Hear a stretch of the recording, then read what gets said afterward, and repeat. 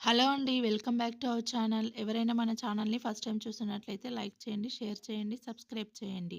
ఈరోజు మన వీడియోలో ఉగ్గాన్ని ఎంతో రుచిగా, టేస్టీగా ఎలా చేయాలో చూసేద్దాం పదండి. ఉగ్గాన్ని ప్రిపేర్ చేసుకోవడానికి ఒక పెద్ద ఉల్లిపాయను తీసుకోవాలి. పచ్చిమిర్చిలను కూడా తీసుకోవాలి. అలాగే ఒక టమాటాను కూడా తీసుకోవాలి.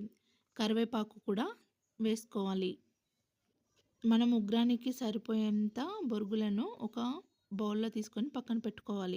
ఇప్పుడు స్టవ్ పై పాన్ పెట్టుకొని 2 స్పూన్ల ఆయిల్ వేసుకోవాలి. ఆయిల్ కొంచెం హీట్ అయ్యాక జీరా వేసుకోవాలి. జీరా వేగాక కొంచెం ఆవాలు కూడా వేసుకోవాలి. తర్వాత మనం కట్ చేసి పెట్టుకున్న ఉల్లిపాయలను కూడా వేసుకోవాలి. ఉల్లిపాయల్ని కాసేపు వేగనివ్వాలి. ఉల్లిపాయలు వేగడానికి కొంచెం సాల్ట్ వేసుకోవాలి. తర్వాత కరివేపాకు కూడా వేసుకోవాలి. కరివేపాకు వేసుకున్నాక కాసేపు మొత్తం ఒకసారి కలుపుకోవాలి. తర్వాత పచ్చిమిర్చిలను కూడా వేసుకోవాలి. ఇవన్నీ వేగడానికి ఒక 5 మినిట్స్ టైం పడుతుంది. కాబట్టి కొంచెం మంచిగా కలుపుకోవాలి.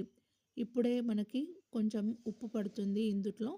ఉప్పు వేసుకొని మిరపకాయలు కొంచెం వేపుకోవాలి. తర్వాత ఒక బౌల్‌లో వాటర్ తీసుకొని మనం తీసుకున్న బొరుగులను వాటర్‌లో వేసుకుంటూ కడుక్కోవాలి. తర్వాత మనం వేసుకున్న పోపులో ఒక టమాటా కూడా వేసుకోవాలి. టమాటా వేసుకున్నాక మొత్తం ఒకసారి కలుపుకోవాలి. ఇలా కలుపుకుంటూ ఉంటూనే కొంచెం టేస్ట్ చాలా బాగొస్తుంది. నా రెసిపీస్‌లో ఇలా ఎక్కువగా కలుపుతూ ఉంటాను. టేస్ట్ చాలా బాగా వస్తుంది. ఇప్పుడు 1 స్పూన్ పసుపు వేసుకోవాలి. పసుపు వేసుకున్న తర్వాత ఆయిల్‌లో కాసేపు వేయించుకోవాలి. తర్వాత మనం తీసుకున్న బొరుగులలో కొంచెం పుట్నాల పొడి వేసుకోవాలి.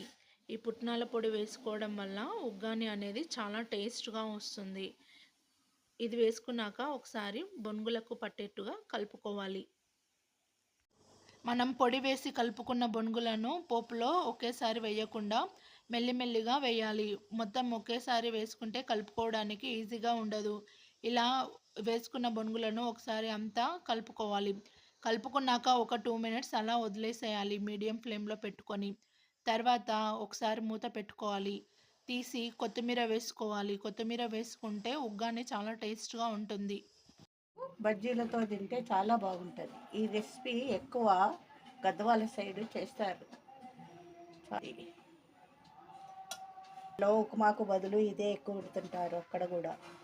అంతే అండి. ఎంతో రుచికరమైన ఉగ్గాని రెడీ అయిపోయింది. నేను చేసిన ఉగ్గాని మీకు నచ్చితే ఒకసారి ట్రై చేసి కామెంట్ చేయండి. మన ఛానల్‌ని సబ్స్క్రైబ్ చేసుకోండి. Thank you for watching.